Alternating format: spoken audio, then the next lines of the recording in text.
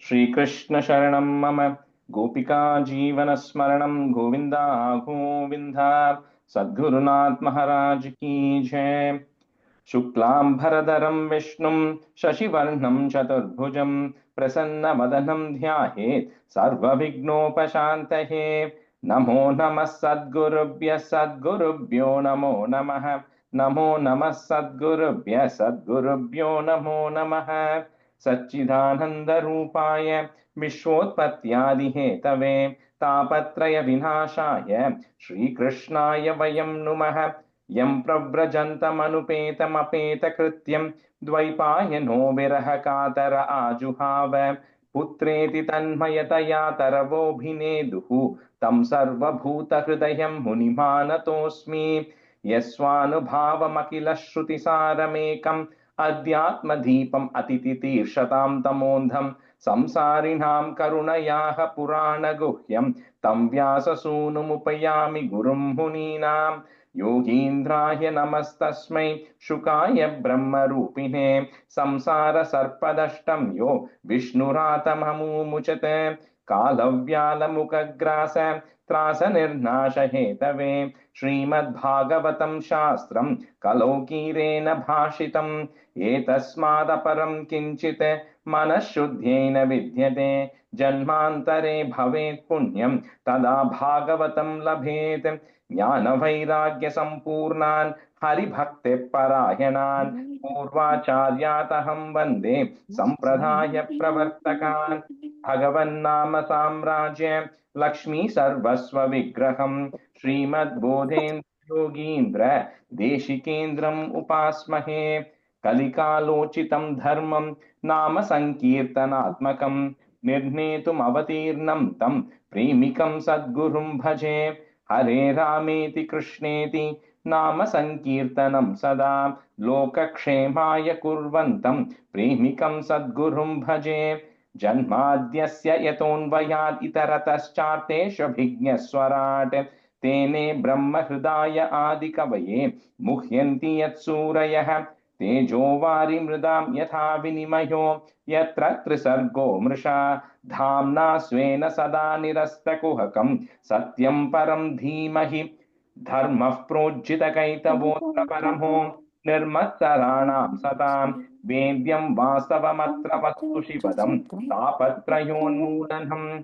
श्रीमद्भागवते महामुनिकृते किं वा परैरीश्वरः सत्यो हृद्यवरुध्यते श्रोषिभिस्तत्क्षणात् निगमकल्पतरोर्गलितं फलं शुकमुखात् अमृतद्रवसंयुतं पिबत भागवतं रसमालयं मुहुरहो रसिका भुवि भावुकाः। नारायणं नमस्कृत्य नरं चैव नरोत्तमं देवीं सरस्वतीं व्यासं ततो जयमुदीरयेत्। श्रीमद्भागवताख्योऽयं प्रत्यक्षः कृष्ण एव हि स्वीकृतोऽसि मया नाथ मुख्यर्थं भवसागरे। मनोरथो मदीयोऽयं सफलः सर्वथा त्वया निर्विघ्नेनैव कर्तव्यो दासोऽहं तव केशव। श्रीहरये नमः श्रीहरये नमः श्रीहरये नमः। गोपिका जीवन स्मरणं गोविंदा गोविंदा सद्गुरुनाथ महाराज की जय। Good afternoon everyone. Okay, so today let me just see.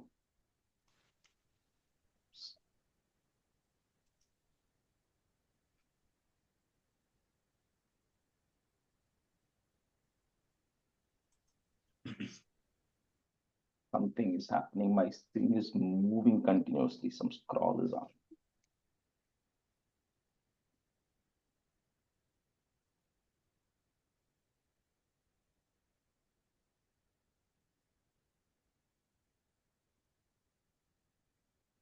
I forgot who I had because my sheet is acting up. I think I had Muchichi, I had you, and I forget who it was. But anyway, Muchichi, why don't you start? I think the 3.1, whatever we had left, right? Whatever we had finished. I think it was about 15 stanzas. Okay. Shri Krishnaya Parabhramane Namaha.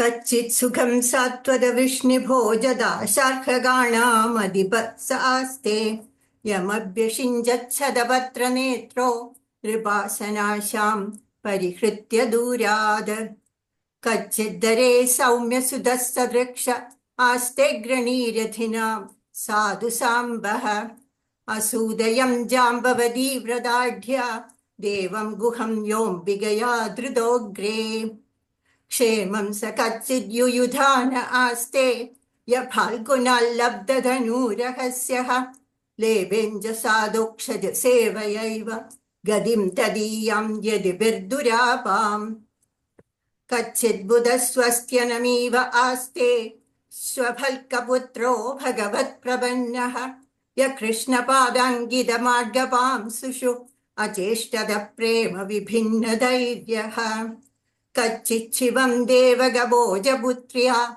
विष्णुप्रजाया इव देवमादुः या वै स्वगर्भेण दधार देवं त्रयी यथा यज्ञविधानमर्थम् अभिस्विदास्ते भगवान् सुखं वो यः सात्वदां कामदुःखो निरुद्धः यमामनन्ति स्म हि शब्दयोनिं मनोमयं सत्त्वतुरीयतत्त्वम् अभिस्विदन्ये च निजात्मदैवम् अनन्यवृत्त्या समनुव्रता ये हृदीगसत्यात्मज चारुदेष्णगदादयः स्वस्ति चरन्ति सौम्य अभिस्वदोर्भ्यां विजयाच्युताभ्यां धर्मेण धर्मः परिपाति सेतुं दुर्योधनोदप्यदसद् यत्सभायां साम्राज्यलक्ष्म्या विजयानुवृत्त्या किं वा कृताखेष्वखमत्यमश्री भीमो हि वद्दीर्घतमं व्यमुञ्जत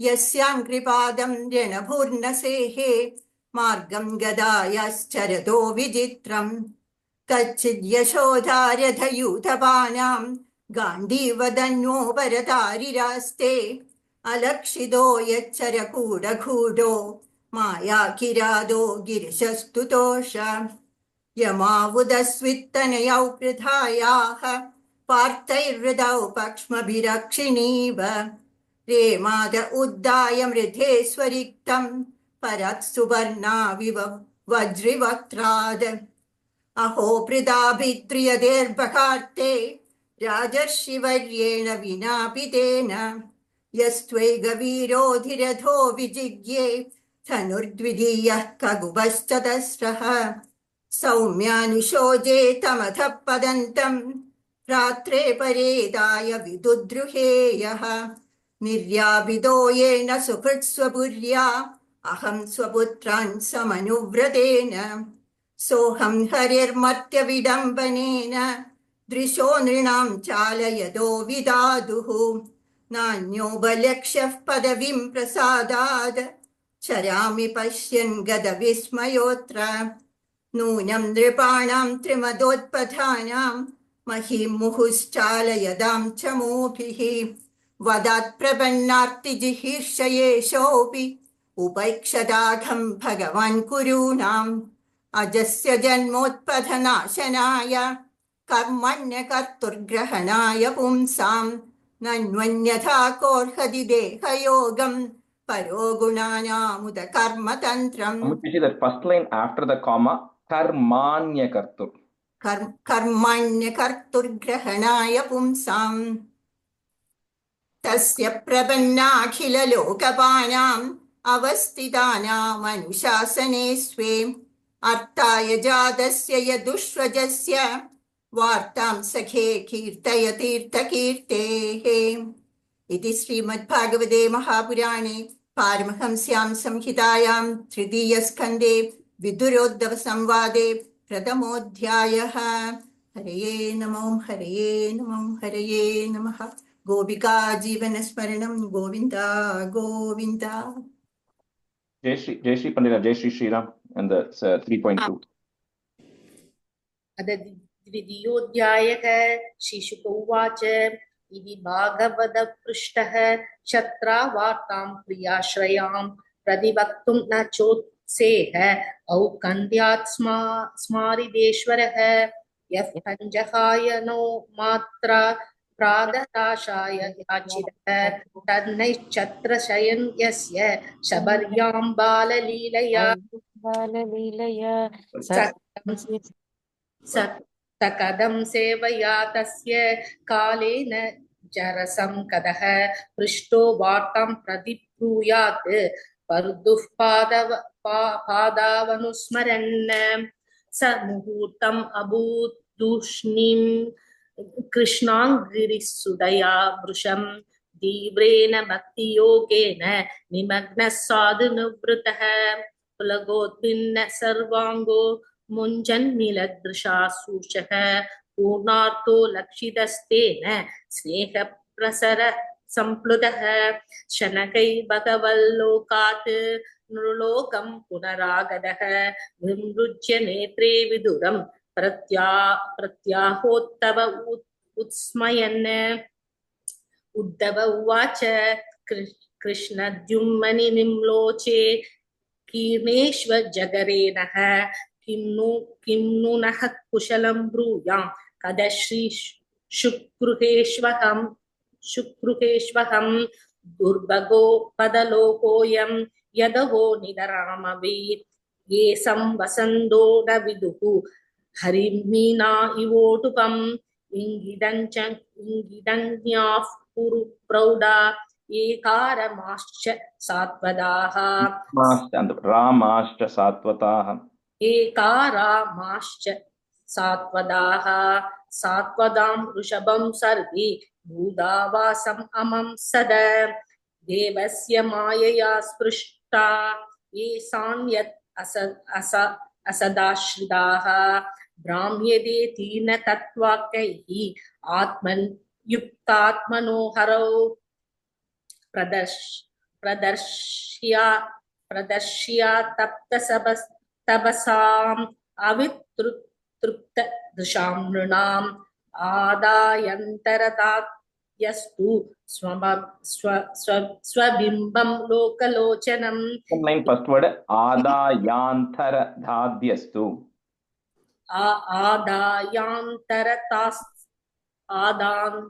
आदायांतरतास्ताद्यस्तु correct यन्मत्यलीलौ बैकं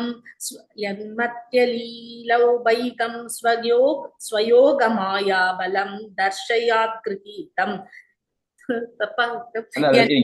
yoga is the halfway point yen martyalilopayikam swayoga maya यन्मत्यलीलौपैकं स्वयोगमायाबलं दर्शयात् स्वयोगमायाबलं दर्शयात् गृहीतं विस्मापनं स्वस्य च सौभगतेः परं पदं भूषणाङ्गं यद्धर्मसुनोत्पदराजसूये निरीक्ष्य दृक् स्वस्त्ययनं त्रिलोकः कात्स्येन सात्येह कदं विदादुः अर्वाक्श्रुतौ कौशलमित्यमन्यद and the first line mattum the sunor is a long u okay yadharma sunor and the word यस्यानुरागप्लुद हासरासलीलावलोक प्रतिलप्तमानाः व्रजस्त्रियो दृक्भिरनुप्रवर्तति यो वस्तस्तु किल कृत्यशेषाः स्वान्तरूपेष्विदरैस्वरूपैः अभ्यर्थमानेष्वनुकम्पितात्मा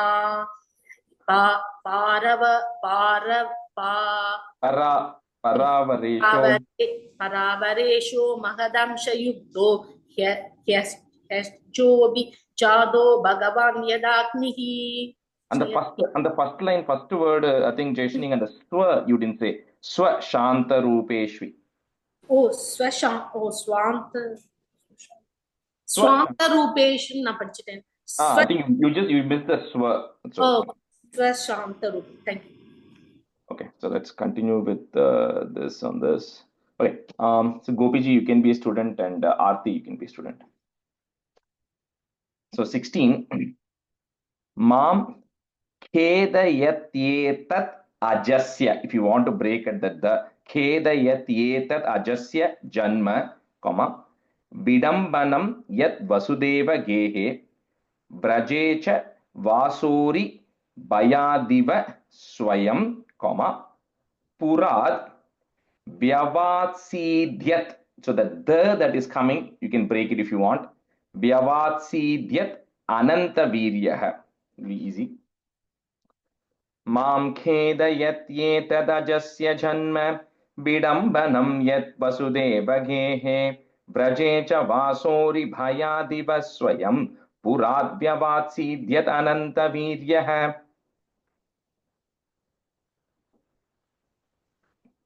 Okay. मां खेदयेत्येत् अजस्य जन्म विडम्बनं यत् वसुदेवगेहे व्रजे व्रजे च वास्येरिभयादिव स्वयं पुरात् वात्सीत् अनदन्दवीर्य. No, that last word, vyavatsidyat ananta. पुरात् व्यासीद्यनन्दवीर्य. That vyavat, there's the it sound, okay? Vyavat sidyat. Okay. मां खेदयेत्यत् अजस्य जन्म विडम्बनं यत् वासुदेवगेहे व्रजे च वात्स्येरिभयादिव स्वयं पुरात् व्यासीद् अनदन्दवीर्य. I think that word. So first on the vasori, that the second line, right? Vasori, you said vaseri. I think that last word, something you're not saying correct. I think the right way, if you want to say it easy, would be vyavatsidyat anantaviryah. Okay. पुरात् व्यवात्सीद् अनन्दवीर्यः. Sidyat. वात्सीद्यत् अनन्दवीर्यः. Correct, yes. Okay.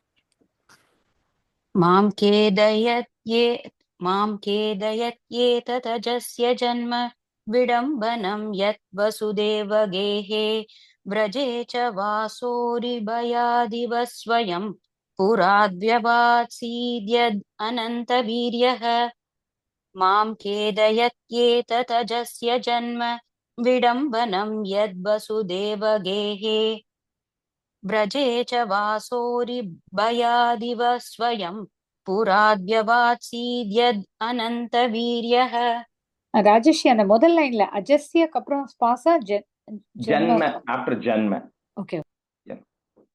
Dunoti chetas smarato mamaitat, yadaha padavabhivandya, one word, padavabhivandya pitroho tatamba kamsad urushankitanam. If you want to break at that, kamsad urushankitanam, prasidatam no krita nishkritinam.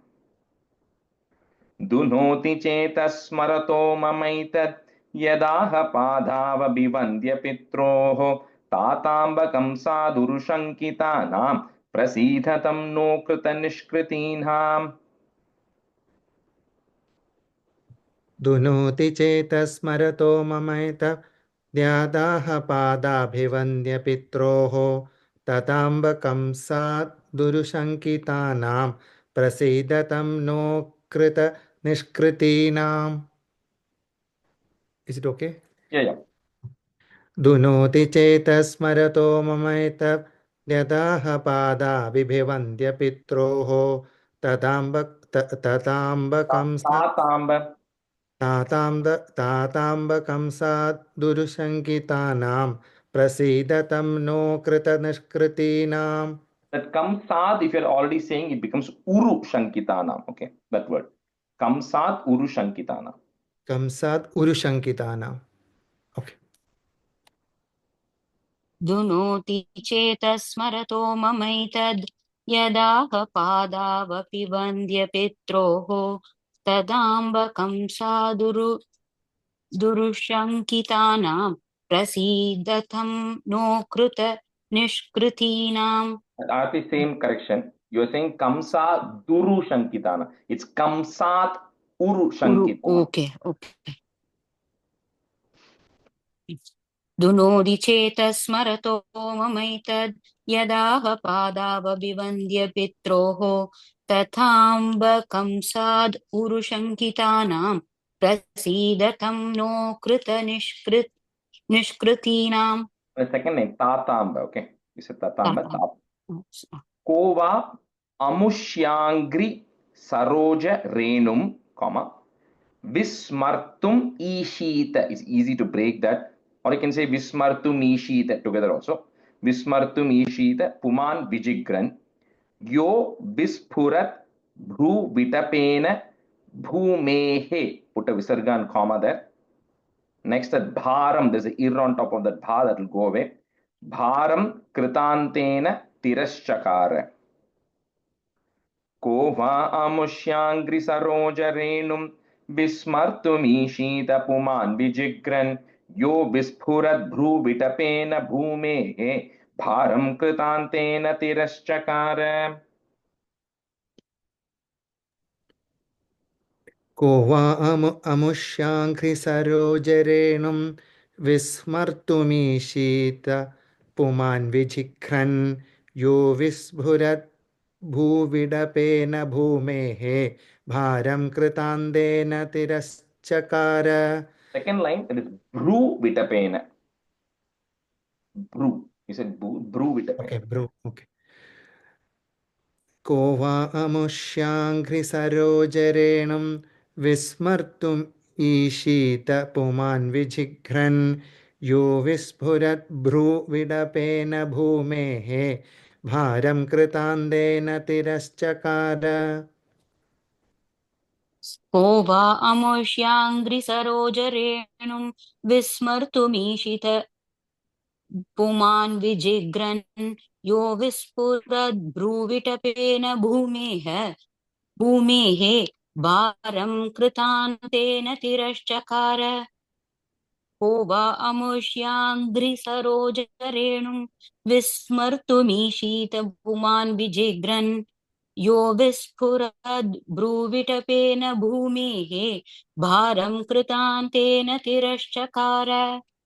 दृष्टा भवद्भिर् ननु राजसूये कम चैद्यस्य कृष्णं द्विषतोपि सिद्धिः यां योगिनस् संस्पृहयन्ति सम्यक्. Because we are putting a comma there, that ig that you might have will become ik k. So सम्यक् comma योगेन कस्तद्विरहं सहेत. दृष्टा भवद्भिर्ननु राजसूये चैद्यस्य कृष्णं द्विषतोऽपि सिद्धिः यां योगिनः संस्पृहयन्ति सम्यक् योगेन कस्तद्विरहं सहेत. Rajeshi, what did you say about that samyak word? So in Sanskrit, you will have it as a ig, gas half, right? Yeah. Because we are pausing there, it's actually a ik word, samyak. Oh, so we have to change it to K, half K. Yeah, if you're not pausing it, it will become samyak yogena. That is fine. Okay. Okay, but because you're pausing the root, actually the word is ik only there, but because it is joined, it becomes a ik. Okay, thank you. दृष्टा भवद्भिर्ननु राजसूये चैद्यस्य कृष्णं द्विषतोऽपि सिद्धिः यां योगिनः संस्पृहयन्ति सम्यक् योगेन कस्तद्विरहं सहेत. दृष्टा भवद्भिर्ननु राजसूये चैद्यस्य कृष्णं द्विषतोऽपि सिद्धिः यां योगिनः संस्पृहयन्ति सम्यक् योगेन कस्तद्विरहं सहेत. दृष्टा भवद्भिर्ननु राजसूये चैद्यस्य कृष्णं द्विषतोऽपि सिद्धिः यां योगिनः संस्पृहयन्ति सम्यक् योगेन कस्तद्विरहं सहेत.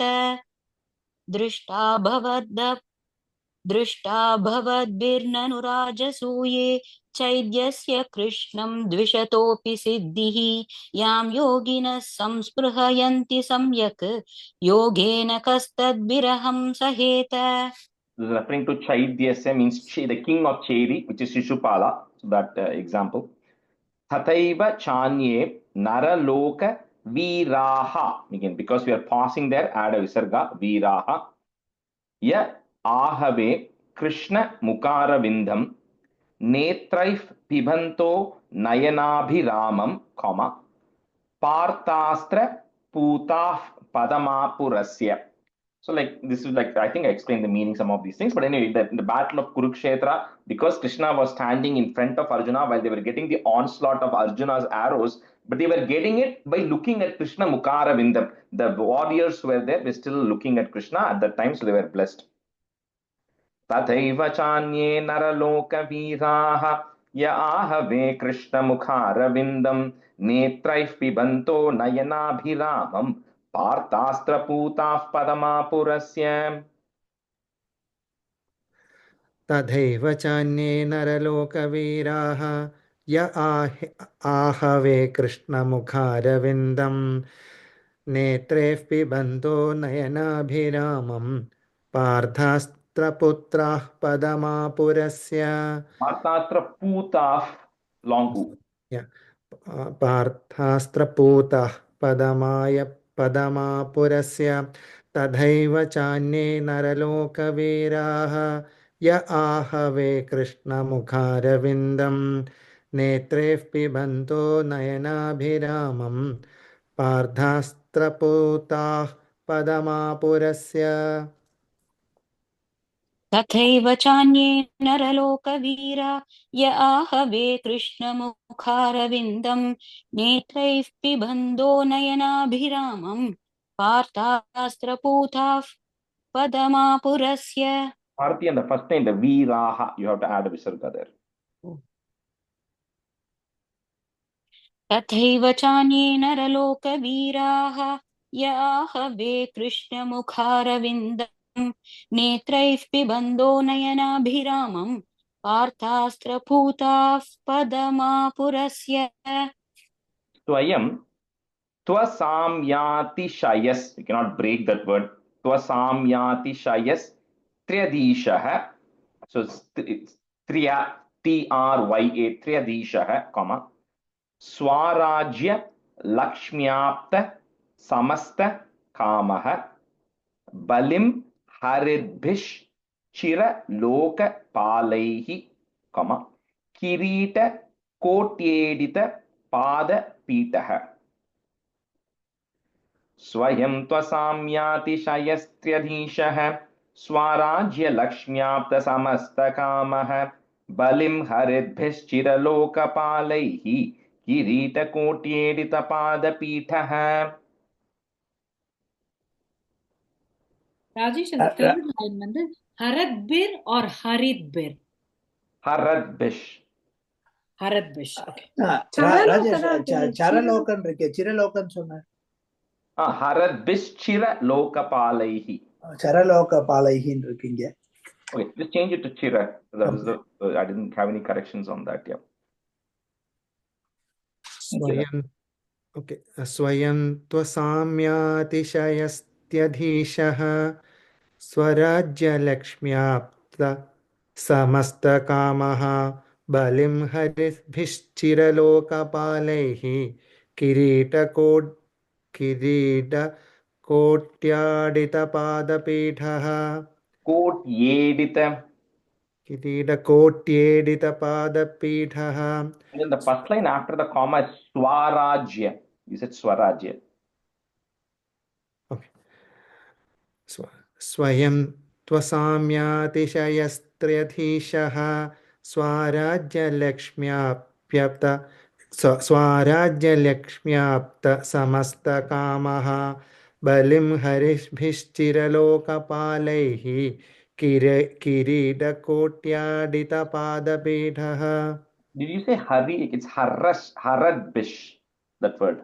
बलिं हरिभिश्चिरलोकपालैः.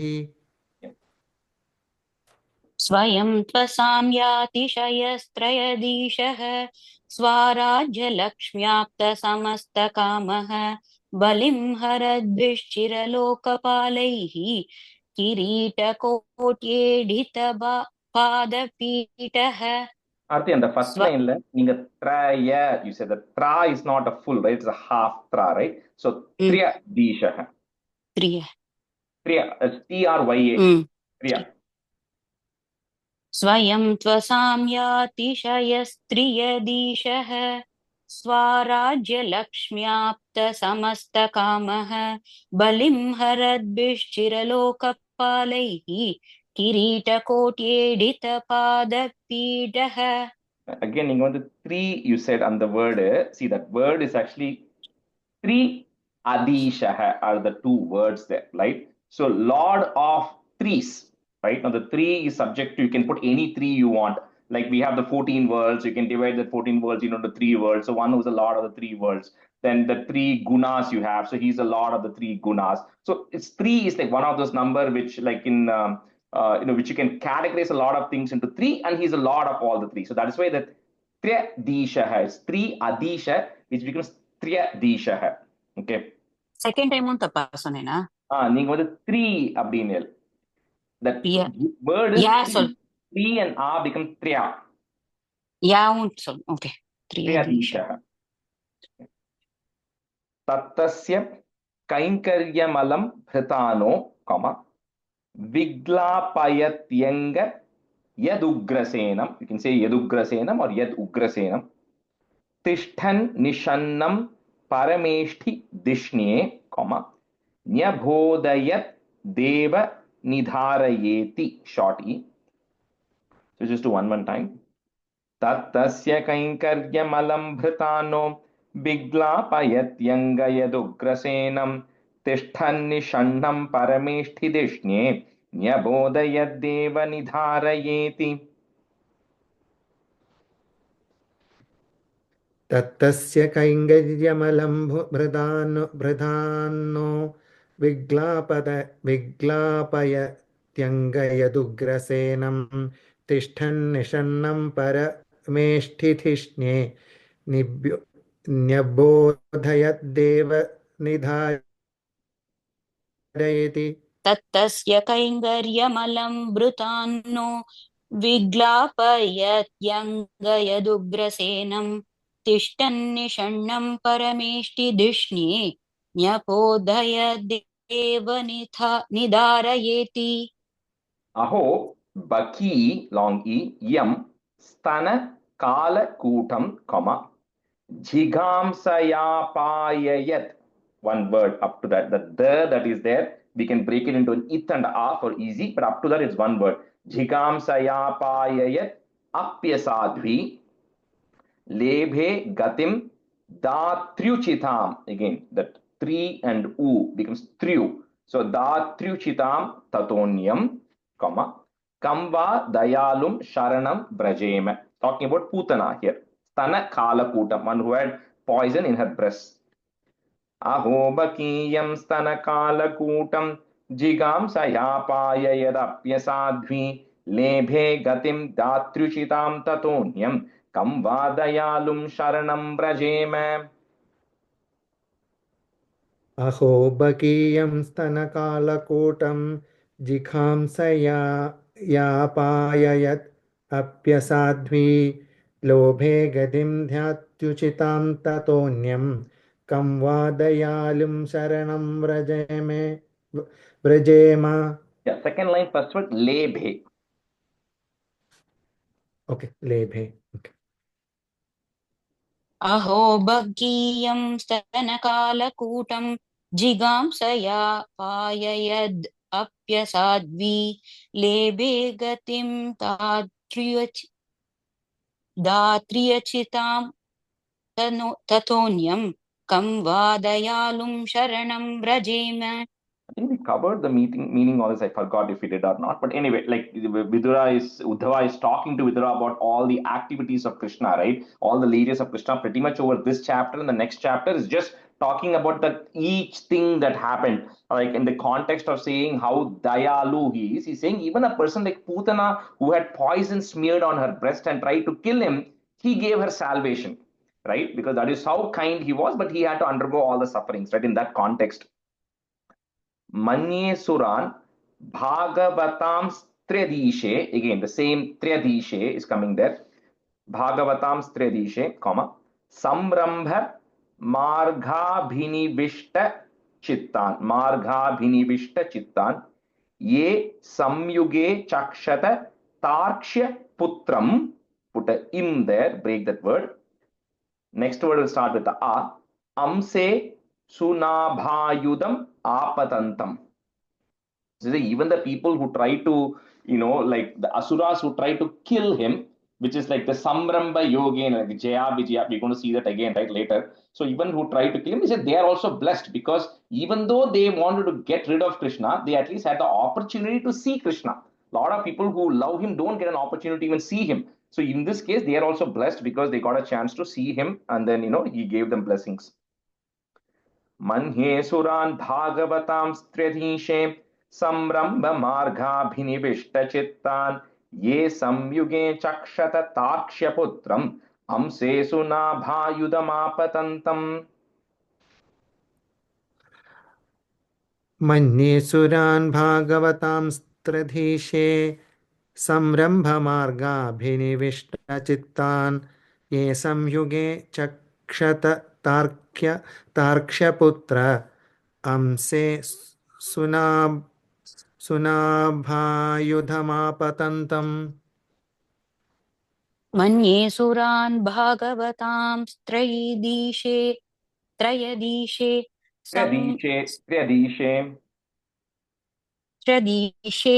அந்த யாத் ப்ரொனவுன்ஸ் பண்ண வேண்டாமா?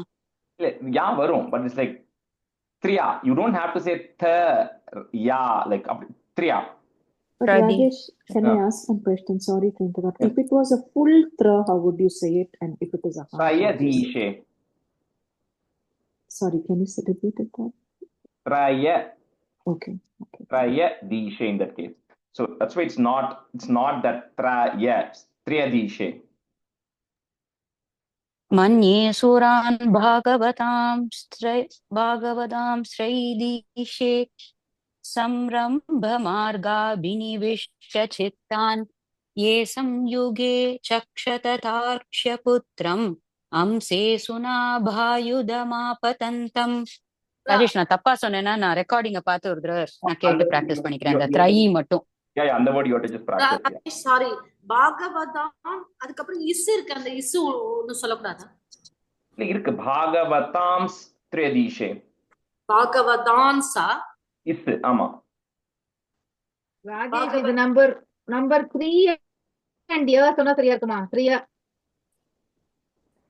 இல்ல அது வந்து 3 and a. இல்ல 3 and a, you keep saying it several times. Triyadishe, Triyadishe, Triyadishe, Triyadishe. Say those two words together like 20 times. You'll get the right pronunciation of it. Rajesh, number THREEYA correct at 3.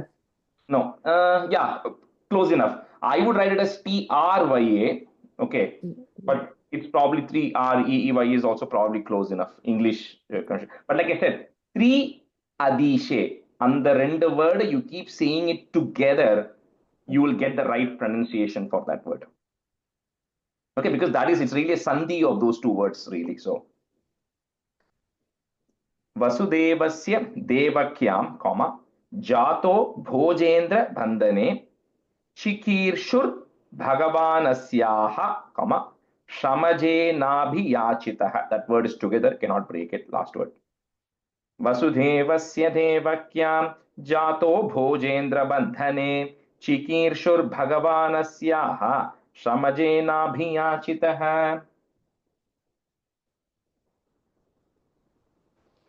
वसुदेवस्य देवक्यां जातो भोजेन्द्रबन्धने चिकीर्षुर्भगवानस्याः.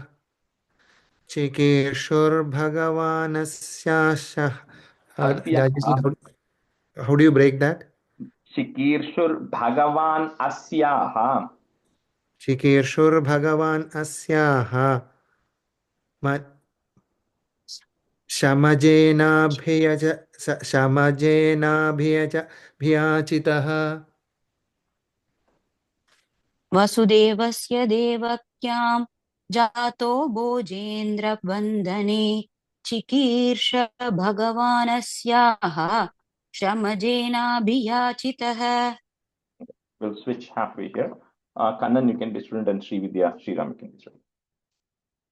Tato Nanda Vrajamitaha, comma, Pitra Kamsat Bibhibyata, Ekadasha Samastatra, comma, Gudarchis Sabalo Vasat. You can do 2 times. Tato Nanda Vrajamitaha, Pitra Kamsat Bibhibyata, Ekadasha Samastatra, Gudarchis Sabalo Vasat. ततो दन्त व्रजमितः पित्रा कंसाद् विभिद्यत एकादश समास्तत्र गूढार्चिः सबलो वसत् ततो नन्द व्रजमितः पित्रा कंसाद् विभिद्यत एकादश समास्तत्र गूढार्चिः सबलो वसत् ततो नन्दव्रजामितः व्रजमितः पित्रा कंसात् विभिप्यता एकादश समास्तत्र गूढार्चिः सबलो वसत् ततो नन्दव्रजमितः पित्रा कंसात्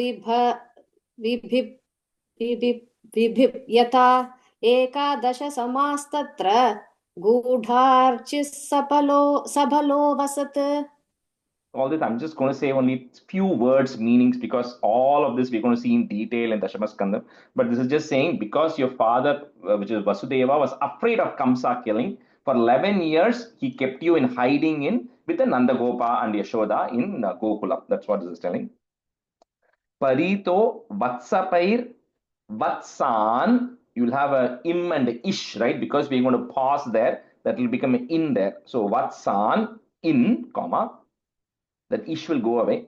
Charayan Vyaharat Vibuhu Yamuno Pavane Kujat, comma, Dvija Sankulitangripe.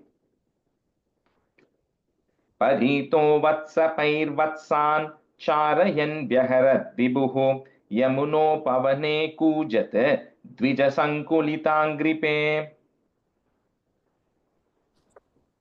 परितो वत्सान्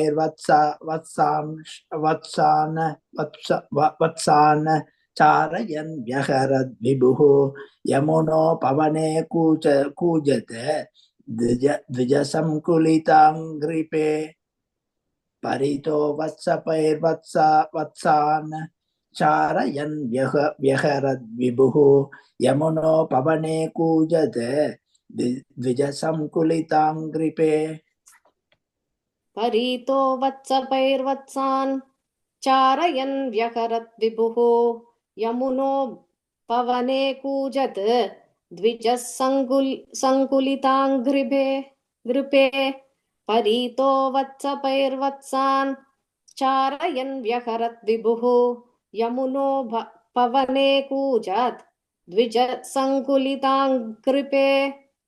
Just Vatsapair, Vatsan, referring to the cowherd boys and the calves. So when he was small, he was grazing around the banks of Yamuna with the boys and the calves. Kaumarim Darshayam Cheshtam, comma, Prekshaniyam Brajaukasam Rudanniva Hasan Mugda, put a plus, Bala Simhava Lokanaha.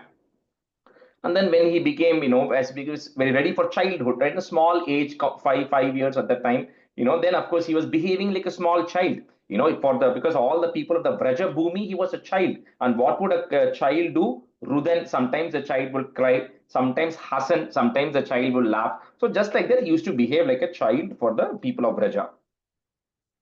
Kaumarim darshayam shcheshtam prekshaniyam Vrajaukasam Rudan iva Hasan Mugda Balasimhavalokanah.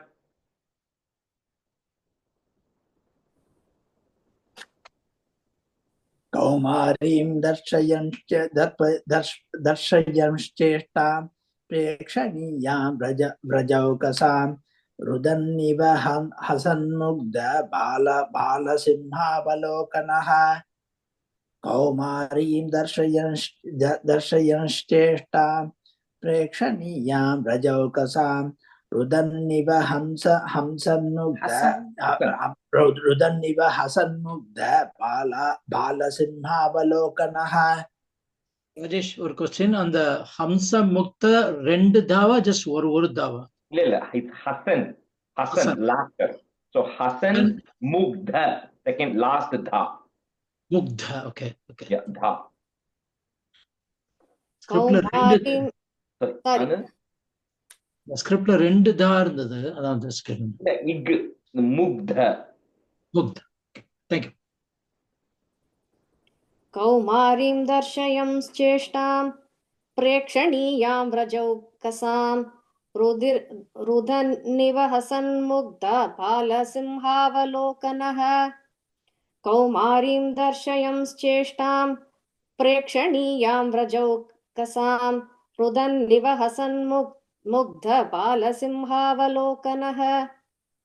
स एव गोधनं लक्ष्म्या, निकेतं सित गोवृषं चारयन्ननुगान् गोपान्, Ranad Ramat. If you want to break it, Ranad Ramat, or you can say the whole word together as well.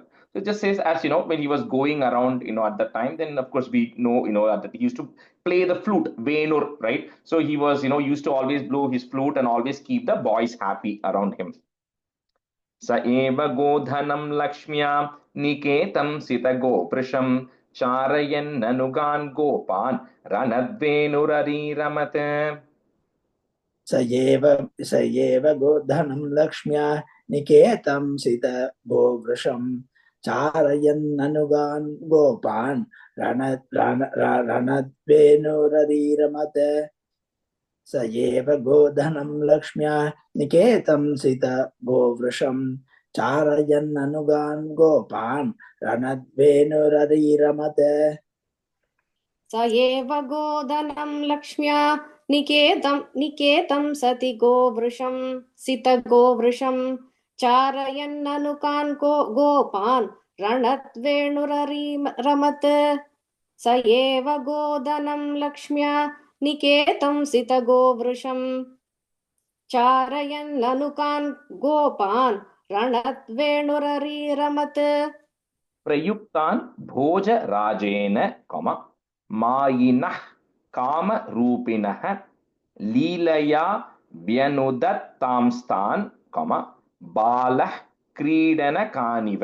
So like all these people of Bhoja Raja, of Kamsa, who could actually take Mayaha Kama. They can take any form they want. Like we saw Sakatasura is going to come, Trinavarta is going to come, all these people are going to come. So all these people tried to get rid of him by taking different forms, all of who were emissaries of Kamsa.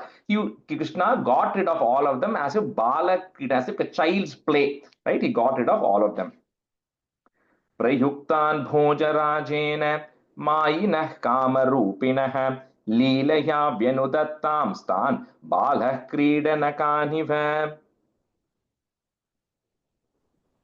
प्रयुक्तान् भोजराजेन मायिनः कामरूपिणः लीलया व्यनुदत्तांस्तान् बालक्रीडनकानिव. प्रयुक्तान् भोजराजेन मायिनः कामरूपिणः लीलया व्यनुदत्तांस्तान् बालक्रीडनकानिव. प्रयुक्तान् भोजराजेन मायिनः कामरूपिणः लीलया व्यनुदत्तांस्तान् बालक्रीडनकानिव. प्रयुक्तान् भोजराजेन मायिनः कामरूपिणः लीलया व्यनुदत्तांस्तान् बालक्रीडनकानिव. विपन्नान् विषपानेन, निगृह्य भुजगाधिपम् उत्ताप्यापाययत्. One word, cannot break it. Uttāpyāpāyayat gāvah. That is there. Put a visarga comma.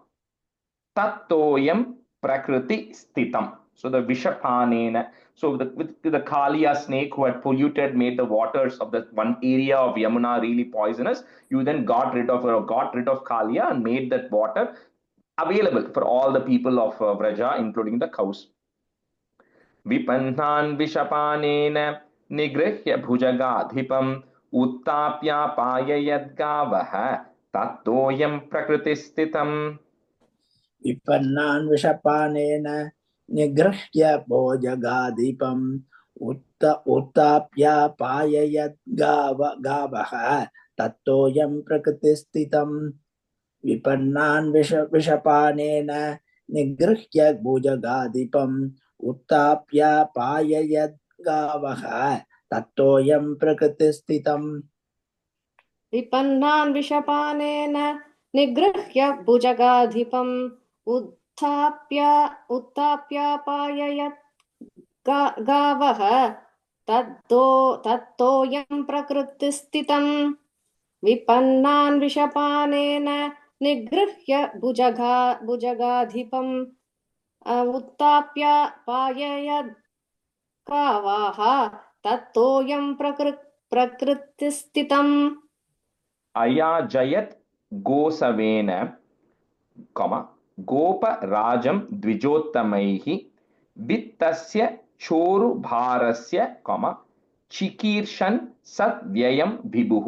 So this is talking about, for the Dvija Goparajam, so worshipping the cows and then making giving a lesson to Indra, right? To say where they were praying to Indra. See, instead of praying to Indra, you pray to the Govardhana mountain, you pray to the Brahmins, and then pray to the cows, right? That's the lifting of the Govardhana mountain. So that is the one here.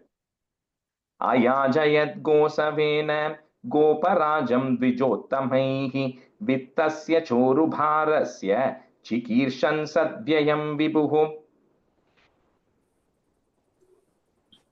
अयाजयत् गोसवेन गोपराजं द्विजोत्तमैः वित्तस्य चोरुभारस्य चिकीर्षन् सद्व्ययं विभुः अयाजयत् गोसवेन गोपराजं द्विजोत्तमैः वित्तस्य चोरुभारस्य चिकीर्षन् सद्व्ययं विभुः अयाजयत् गोसवेन गोपराजं द्विजोत्तमैः वित्तस्य चोरुभारस्य चिकीर्षन् सद्व्ययं विभुः सद्व्ययं विभुः अयाजयत् गोसवेन गोपराजं द्विजोत्तमैः वित्तस्य चोरुभारस्य चिकीर्षन् सद्व्ययं विभुः. And the word again, Sadvyayam. Sadvyayam. Correct. Varshatindre Brajah Kopat. So we'll put a break there, put it Kopat, Bhagna Maneti Vihwalaha Gotra Leelata Patrena, Trato Bhadranu Grinnata. So, because of Indra's anger, when the rains poured for 7 days non-stop, then, Krishna, you just did like a pastime. He says, Ata Patrena, you lifted the Govardhana mountain like an umbrella, right? It was like an umbrella to protect all the people of Brajabhumi. So, very easily you did that and you saved them. Varshatindre Brajah Kopat Bhagnamaneti Vihwalaha Gotra Leelata Patrena Trato Bhadranu Grinnata. वर्षतीन्द्रे व्रजः कोपात् भग्नमानेति विह्वलः गोत्रलीलातपत्रेण त्रात्रो भद्रानुगृह्णत वर्षतीन्द्रे व्रजः कोपात् भग्नमानेति विह्वलः गोत्रलीलातपत्रेण त्रात्रो भद्रानुगृह्णत वर्षतीन्द्रे व्रजः कोपात् भग्नमानेति विह्वलः गोत्रलीलातपत्रेण तात्रोपत्रानुगृह्णत वर्षतीन्द्रे व्रजः कोपात् भग्नमानेति विह्वलः गोत्रलीलातपत्रेण त्रातो भद्रानुगृह्णत शरच्छशि करैर्मृष्टं, मानयन् रजनी मुखं Gayan Kalapadam Reme, comma, Strinam Mandala Mandanaha. Although this all happened in different years, he's saying in the summer, because there was very hot, that's when they all went to the banks of the Yamuna to drink water. Different year. And then, in the rainy season, the Govardhana lifting happened, again, different year. And then in the month of autumn, which is where the Rasa Krida happened on a full moon day. So that is the stanza saying in the autumn season, you took care of the women of Gopa thing with the Rasa Krida. Sharat Chashikarairmrishtam Manayan Rajani Mukham Gayan Kalapadam Reme Strinam Mandala Mandanaha. शशिकरैर्मष्टं मानयन् रजनीमुखं गायन् कलपदं रेमे त्रीणां मण्डलमण्डनः शरश्चशीकरैर्मृष्टं मानयन् रजनीमुखं गायन् कलपदं रेमे त्रीणां मण्डलमण्डनः शरश्चशिखरैर्मृष्टं मानयन् रजनीमुखं गायन् कलपदं रेमे स्त्रीणां मण्डलमण्डनः शरश्चशिखरैर्मृष्टं मानयन् रजनीमुखं गायन् कल्पदं रेमे स्त्रीणां मण्डलमण्डनः. The Kalapadam. Gayan Kalapadam. Is it Kalpadam? கல்பதம் சொல்லிட்டேனா? Kalapadam, yeah. गायन् कलपदं रेमे स्त्रीणां मण्डलमण्डनः. इति श्रीमद् भागवते महापुराणे पारमहंस्यां संहितायां तृतीयस्कन्धे विदुरोद्धव संवादे द्वितीयोऽध्यायः. Oh, you want to say that? इति श्रीमद्भागवते महापुराणे पारमहंस्यां संहितायां तृतीयस्कन्धे विधिरोद्धव संवादे द्वितीयोऽध्यायः. इति श्रीमद्भागवते महापुराणे पारमहंस्यां संहितायां तृतीयस्कन्धे विदुरोद्धव संवादे द्वितीयोऽध्यायः. The third, Tritiyodhyaya. This is also a continuation. So pretty much the second and second and the third chapters are each line is kind of one incident from the Dashamaskandam, right? So we'll do one time for the next. Let me see, about 7-8 minutes.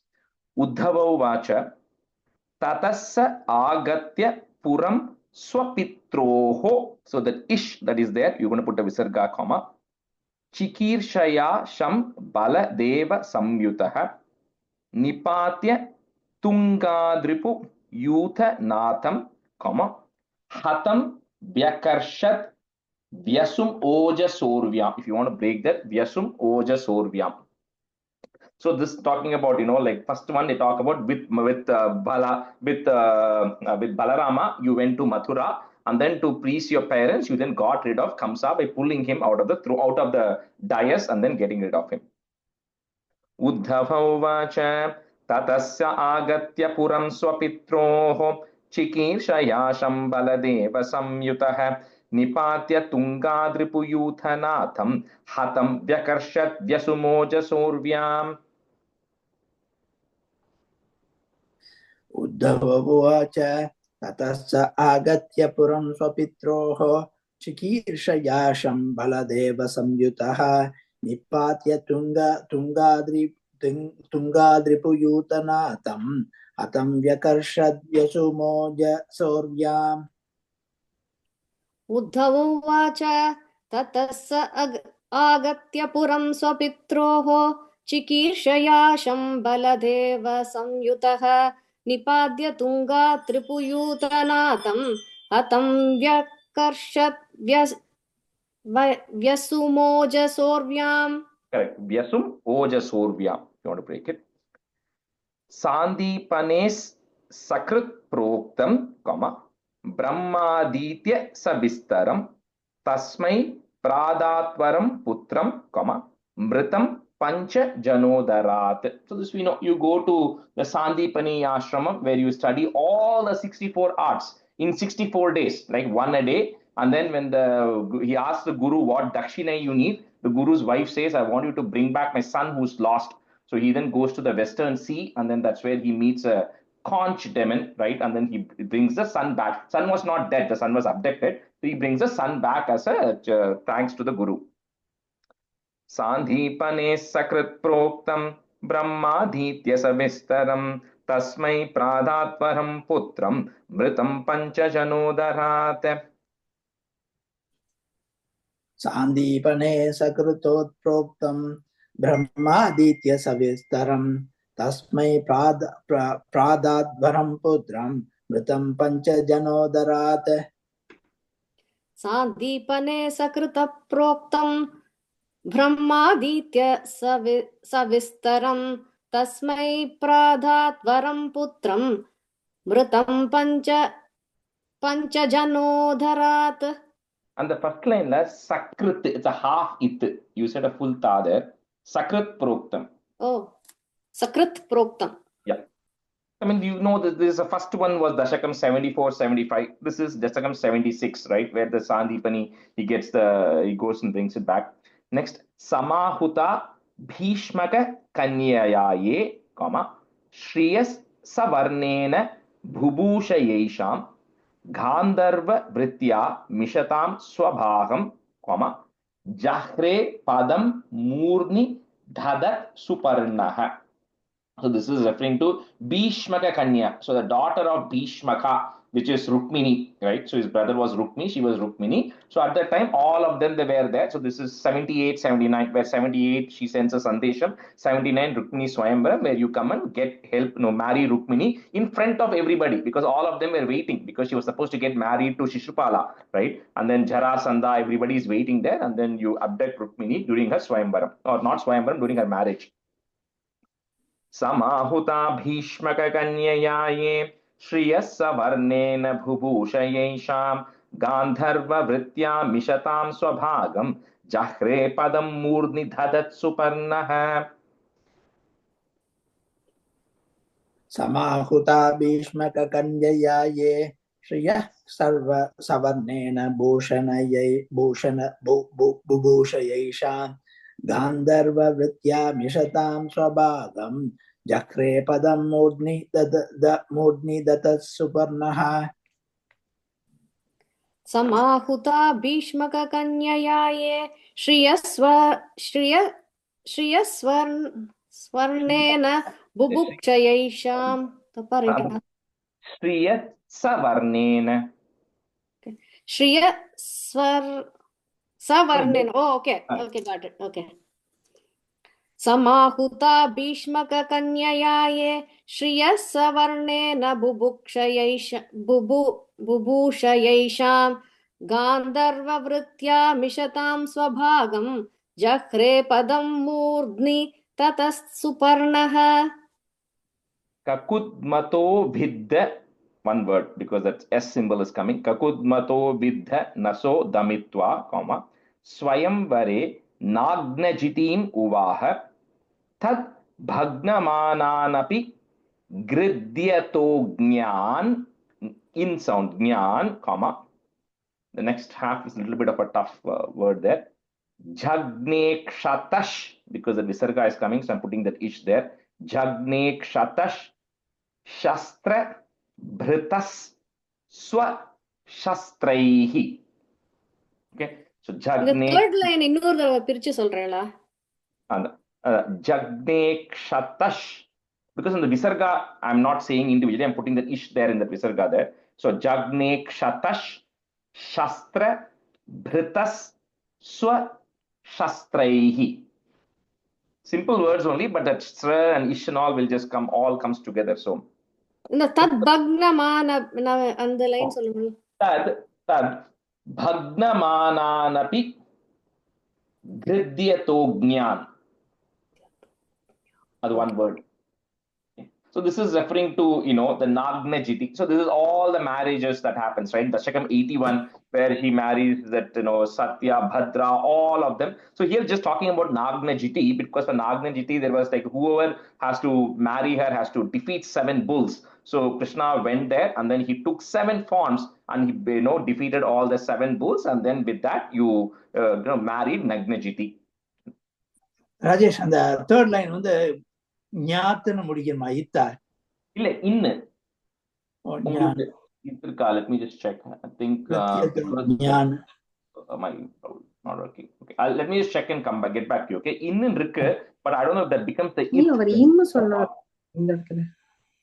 இந்தா இருக்கு, but I'll double check if that becomes a it by any chance. But my book has in only. Okay. ककुद्मतो विद्धनसोदमित्वा स्वयंवरे नाग्नजितीमुवाह तद्भग्नमानानपि गृध्यतोऽज्ञान् जग्ने क्षतः शस्त्रभृतस्वशस्त्रैः ककुद्मतो विद्धनसो दमित्वा स्वयंवरे नग्नजितीमुवाह तद्भग्नमानानपि गृह्यतो ज्ञान जग्ने क्षतशास्त्रभृतस्वशस्त्रैः. ரெண்டு correction. First and the last word of the first sentence nagnajiti. Okay, nagnajiti muvaha. Nagnajiti muvaha. You said Nagna, it is her name is Nagna. Okay. Yeah, but because Nagna Jiti, because married her. And then the second line Shastra Bhritas. Shastra Jagne Kshata Shastra Bhrita Swashastraihi. ककुत्मतो विद्धनसोधमित्वा स्वयंवरे नाग्नजितीमुवाह तद्भग्नमानानपि कृत्यदोज्ञा जग्ने क्षतशस्त्रभृतस्वशस्त्रैः. Yeah. All right, we'll switch one last pair. Sindhuji, you and Vani Garu, you can be student. Priyam Prabhur Gramya Iva Priyayaha. Because you're going to put a comma, we'll add a visarga there. Vidit Surarchad. Cannot, difficult to break that word. Vidit Surarchad, but you can say it together. Vidit Surarchad Gyutaram Yadarte Vajryadravat. Okay, this again is one of those words. So the essentially what it is telling is the one who carries the Vajra, which is Indra, right? So Vajri Adravat. Okay, that Ri and A is becoming Rya, right? So Vajryadravat Tam Sagano Rushandaha, comma, Krida Mrugo Nunamayam Badhunam. So this is where, Indra's mother's earrings get stolen away. So this comes during the Narakasura episode in that Dashakam, right? When, when her earrings goes away, then Krishna then goes along with Satyabhama there, and then he restores the earrings first. That is how he goes and defeats Narakasura, gets the earrings back to Indra. But Indra then refuses to give the Parijata tree to Satyabhama, but Krishna still takes it. So, but is saying, despite helping you, Indra refuses to give you what you asked for, right? And then he tried to fight you against it. So that's what this example, that's why the Indra, that Vajryadratam is coming there, referring to Indra. Priyam Prabhurgramya iva priyayaha vidit surarchadhyutaram yadarte Vajryadravattam Saganórushandaha Kridamrugo Nunamayam Vadhunam. Rajeshi, is it Deuterum or Deuteram? Deuterum. Okay, thank you. Priyam Prabhurgramya iva priyayaha vidit surarchadhyutaram yadarte Vajryadravattam Saganórushandaha Kridamrugo Nunamayam Vadhunam. Priyam Prabhurgramya iva priyayaha vidit surarchadhyutaram yadarte Vajradravattam Saganórushandaha Kridamrugo Nunamayam Vadhunam. प्रियं प्रभुर्ग्राम्य इव प्रियायाः विदुत्सुरार्चात् द्युतरुं यदार्थे वज्राध्यवत्तं सगणोरुषान्दः क्रीडामृगो नूनमयं वधूनां प्रियं You say it. I think there was some mistake you made. I'll correct it. Go ahead. प्रियं प्रभुर्ग्राम्य इव प्रियायाः विदुत्सुरार्चात् विधित्सुरार्चत् द्युतरुं यदर्थे व्यज्राद्रवत्तं सगणोरुषान्धः क्रीडामृगो नूनमयं वधूनां When you go to the second line, first word, vajrya. वज्र्याद्यवत् वज्राद्र्यवत् Yeah, you got it. वज्राद्यवत्तं वज्र Sutam mridhe kham vapusha grasantam, comma, drishtva sunabhon matitam dharitrya amantritas tat tanayaya shesham, comma, datva tadantah puramavivesha.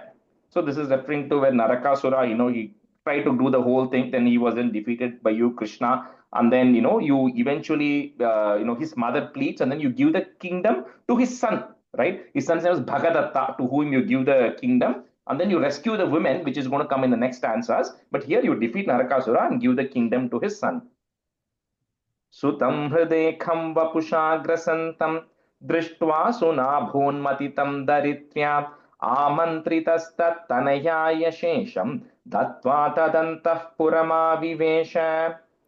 सुदमृदेखं वपुषाग्रसन्दं दृष्ट्वा सुनाभोन्मदिदं धरित्र्या आमन्त्रितस्तत्तनयाय शेषं दत्त्वा तदन्तः पुरमाविवेश.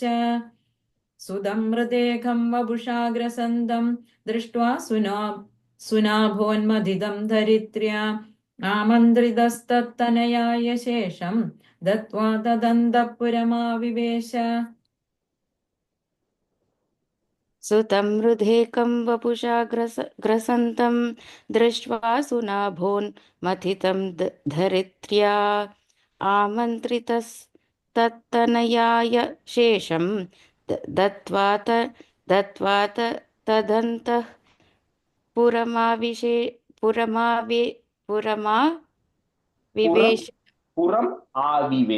पुरमाविवेश. सुतं हृदेकं वपुषा ग्रसन्तं दृष्ट्वा सुनाभोन्मथितं धरित्र्या आमन्त्रितस्तत्तनयाय शेषं दत्त्वा तदन्तः पुरमाविवेश. तत्रा हृतास्ता नर देव कन्याः, कुजेन दृष्ट्वा हरिमार्त बन्धुम् उत्ताय सद्यो जगृहुः प्रहर्ष पुट प्लस व्रीडानुराग प्रहितावलोकैः. So that line is continuous. So he is rescuing. You come there, then all this other 16,000 women who were actually held hostage by Narakasura, you then go and they are very happy to see you because they've been waiting there for a long time, and then you finally go free them. I have a quick question on this. இப்போ நரகாசுர வதம் நடக்கிறது இல்ல, is there anywhere in Bhagavatam that talks about Deepavali or no, right? Is this something that came in the middle or it was added? I don't know how that came, because the Deepavali itself is a little bit, some people say it's because of Rama coming back, some people saying it's Narakasura coming back. So, but Deepavali, the festival, there's no reference. Okay. I don't know if it's there in Ramayanam, if Valmiki wrote. I don't know if anybody knows if it's there in Ramayanam reference, but anyway. Yeah, because in the south we celebrate as Naraka Chaturdashi, adanala kekkuren. Yeah, maybe it happened as later, sometime it might have happened, right? But that reference was not there. I think one of the Dushyant's lecture, he was saying that it's only that Narakasura, after he killed, then he said, he want people to have a purified on the day, on his death, to have the Ganga in their home. So that's I think the main significance is to have the Ganga Snanam on that day. There is no, everything else is just added the later time. It must have evolved over hundreds or just 3,000, 5,000 years back, right? So it must have evolved at some point into something else, right? Which one correct? இல்ல நான் இன்னும் வேற யாரோ பேசி கேட்டிருக்கேன், தாமோதர தீட்சிதரா யாரோ அவ சொல்றா, இந்த இது this is coming in one of the Puranas, maybe not Bhagavata Purana, but there is some other Puranam where it says we're celebrating and then showing that இது அந்த மத்தாப்பு காட்டுறது எல்லாமே we are sending back our ancestors who had come during the Mahalaya Paksham. So until Deepavali they are hanging around. So Okay. we show them this and then they go back. So அதனால that is சாஸ்திரத்துல இருக்குன்னு சொல்றா. I have heard. எதுல இருக்குன்னு தெரியல. அதான் you're right, probably right. All of that could still be true. It could all be like around that same thing. Narakasura, Ramar coming, like after Malaya Praksham happening, right? Yeah, but it could be from different Puranas. Yeah. That's what. Yeah. இது actually இதுல ஊவே வெங்கடேஷ் வந்து நிறைய அவரோட உபன்யாசத்துல என்ன சொல்றாருன்னா, நிறைய version வரதுக்கு காரணம் வந்து ஒரு ஒரு கல்பத்திலயும் பெருமாளோட இதே திருப்பி திருப்பி இந்த அவதாரங்கள் நடந்துட்டே இருக்கு. சோ ஒரு ஒரு எக்ஸ்பீரியன்ஸும் வேற வேற மாதிரி இருக்கு அப்படின்னு he justifies by saying that that's why there are so many versions. Possible. But that's true. But majority of Bhagavatam and at least Narayaniyam, they specifically say, I'm going to tell you what is going to happen in this kalpa of Brahmana. Okay. So the Shweta Varaha Kalpa, which is the first day of the 51st year of Brahma. So at least Bhagavatam and Narayaniyam, everything that is coming is only happening in that kalpa. They don't talk about except for Brahma's first day, which of course is the first day, right? But you're right. But there will be somewhere, I'm sure there's some script somewhere which talks about other things, right? Yeah, and one more thing he says, which was very interesting. Today only I heard, இப்போ ஒருத்தர் கையில 2 லட்டு இருந்ததுன்னா, you don't need to do an experiment or like analyze that to say என்ன மாதிரி லட்டுன்னு. All both are sweet, so you just take it and experience it rather than questioning it. அப்படிதான் அவர் he gave an answer like that. It was very interesting to compare it with the laddu. The sweetness is what matters. Exactly. तत्राहृतास्ता Nardev कन्याः कुजेन दृष्ट्वा हरिमार्तबन्धुम् उत्थाय सद्यो जगृहुः प्रहर्ष व्रीडानुरागप्रहितावलोकैः. तत्राहृतास्ता नरदेव कन्याः कुजेन दृष्ट्वा हरिमार्तबन्धुम् उद्धाय सद्यो जगृहुः प्रहर्ष व्रीडानुरागप्रहितावलोकैः. तत्राहृतास्ता नरदेव कन्याः कुजेन दृष्ट्वा हरिमार्तबन्धुम् उद्धाय सद्यो जगृहुः प्रहर्ष व्रीडानुरागप्रहितावलोकैः. तत्राहृतास्ता नरदेवकन्याः कुजेन दृष्ट्वा हरिमार्तबन्धुम् उत्थाय सद्यो जगृहुः प्रहर्ष व्रीडानुरागप्रहितावलोकैः. तत्राहृतास्ता नरदेवकन्याः कुजेन दृष्ट्वा हरिमार्तबन्धुम् उत्थाय सद्यो जगृहुः प्रहर्ष व्रीडानुरागप्रहितावलोकैः. आसां मुहूर्त एकस्मिन्, the double n there, we put first in comma, नानाघारेषु योषितां savidham jagrihe panin, comma, put a in, that n will break it, in, comma, anurupa swamayaya. This is also, I just pulled up the text in Narayani, which comes in 81, where, once Narada comes to visit Krishna, because he says, just for fun, right? He says, you have 16,000 wives. How are you managing all of them? And then it says, Ascharya Narada Lokita Vividagatihi Tatra Tatra Api Gehe. So every house Narada goes to, there will be one Krishna waiting there with one of the ladies there, right? He says, with your Leela, you have one form of you with every of the 16,000 people to take care of them. Asam muhurta ekasmin नानागारेषु योषितां सविधं जगृहे पाणिं अनुरूप स्वमायया. This is just one time. Okay. सा मुहूर्त एकस्मिन् नानागारेषु योषितां सविधं जगृहे पाणिन् अनुरूप स्वमायया. सा मुहूर्त एकस्मिन् नानागारेषु योषितां सविधं जगृहे पाणिम् अनुरूपस्व मायया. Taswapatyanya-janayat. Cannot break that word. It goes all the way up to that point. That is there, you put a it and put a comma. So taswapatyanya-janayat, comma. Atma. Next word will start with the a. Atma tulyani sarvatah. Ekaikasyam dasha, comma. Prakriter vibubhushaya.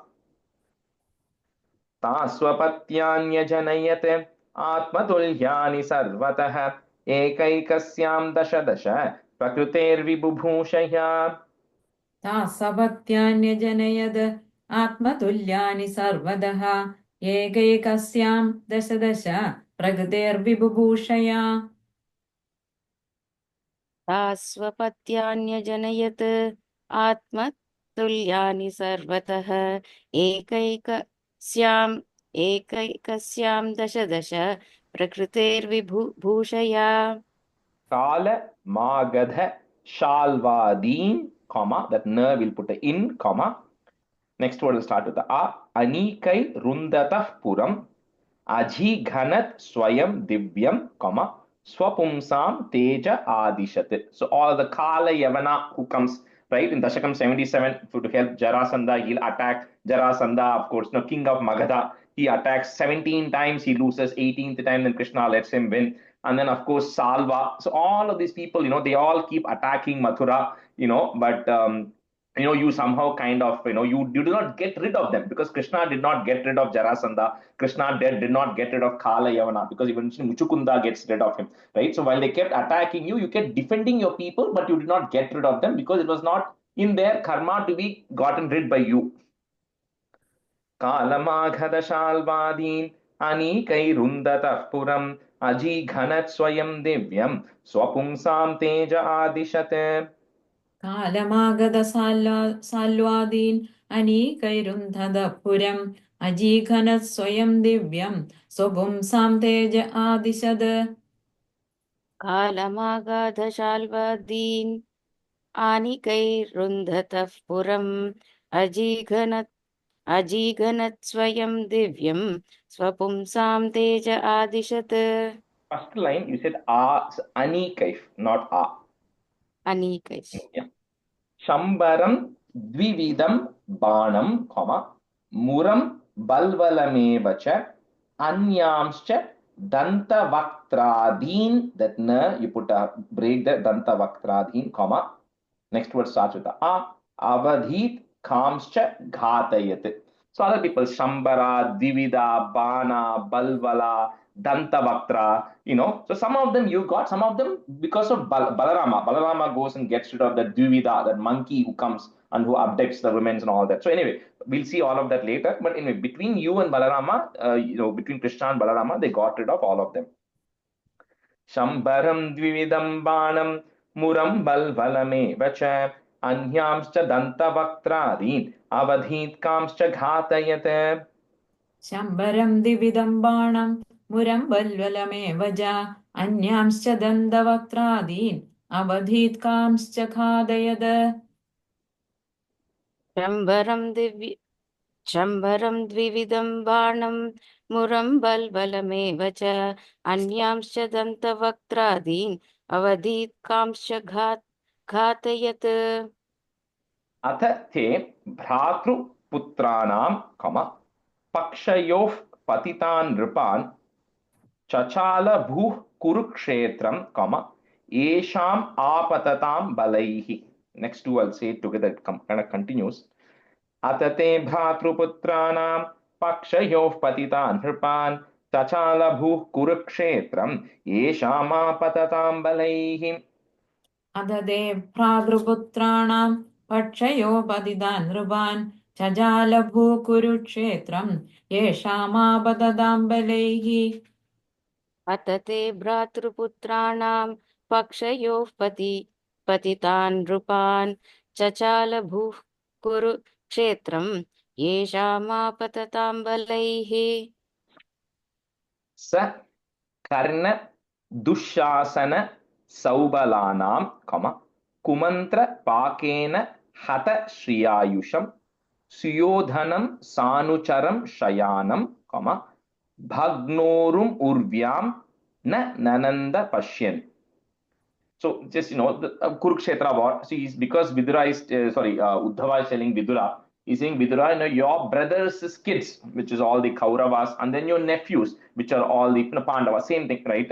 Pandavas and Kauravas in the battle of Kurukshetra, all of them, right? There was such a big battle that went on, and eventually, he says majority this is Duryodhana. This one he says was spoiled because of the bad advice he got from Karna, Dushasana, Saubala, all these people who kept giving Duryodhana bad advice. Eventually, when Duryodhana was defeated and then he was lying in the battlefield, right, with his broken thigh because Bhima hit him in the thigh and broke. So at that time when Krishna came, Krishna then looked at him and he felt very bad. He says 18 Akshauhinis, that will come in the next stanza.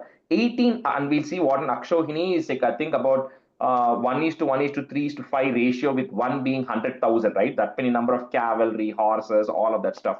So, 18 Akshauhinis, were defeated, and despite all of them being thing, Krishna still felt there was one more group which did not participate, which is going to meet its own death, which is his own Yadava dynasty. So he says, while this 18 Akshauhinis got rid of a lot of the evil kings who were there at that time, he still felt sad because his own Yadava dynasty, a lot of people had become a big burden and they had not participated in this war as much, and they all survived.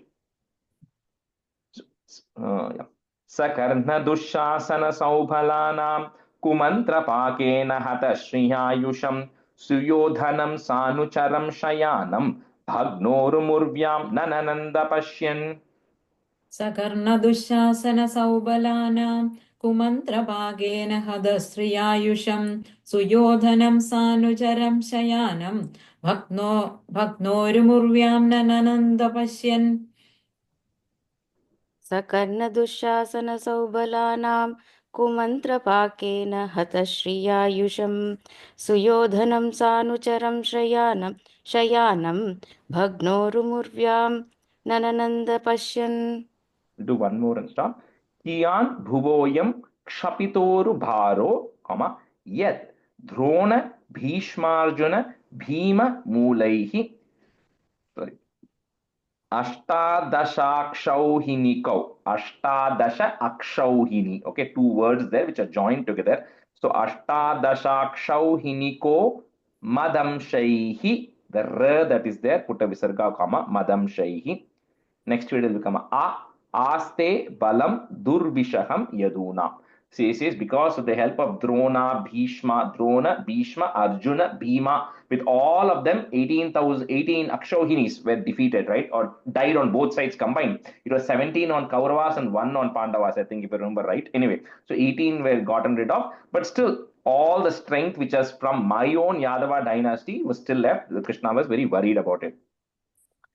Kiyan Bhuvoyam Kshapitoru Yadrona Bhishmarjuna Bhima Mulaihi Ashtadashakshauhiniko Madamshaihi Aste Balam Durvishaham Yadunam. Kiyan Bhuvoyam Kshapitoru Yadrona Bhishmarjuna Bhima Mulaihi Ashtadashakshauhiniko Madamshaihi Aste Balam Durvishaham Yadunam. Kiyan Bhuvoyam Kshapitoru Yadrona Bhishmarjuna Bhima Mulaihi Ashtadashakshauhiniko Madamshaihi Aste Balam Durvishaham Yadunam. Ashtadashakshauhi. Yeah, you remember Ashtadasha Akshauhini. Okay, so Ashtadashakshauhini. Ashtadashakshauhiniko Madamshaihi Aste Balam Durvishaham Yadunam. I think I switched the tune. What is it? Oh, that's okay. I think I switched the tune, yeah. Oh, that's okay. You were saying the second line. Om Shri Hare Namaha, Shri Hare Namaha, Shri Hare Namaha. Gopika Jeevana Smaranam Govinda Govindha. Sadgurunath Maharaj Ki Jai. Kahena Vacha Manasendriyerva Buddhyatmana Va Prakrite Swabhavat. Karomi Yat Sakalam Parasmai Narayanaiti Samarpayami. Thank you, everyone. Thanks, Thank you, Rajesh. Rajesh. Thank you, Rajesh. Thank you, Rajesh. Thank you, Rajesh. Bye. Thank you. Bye.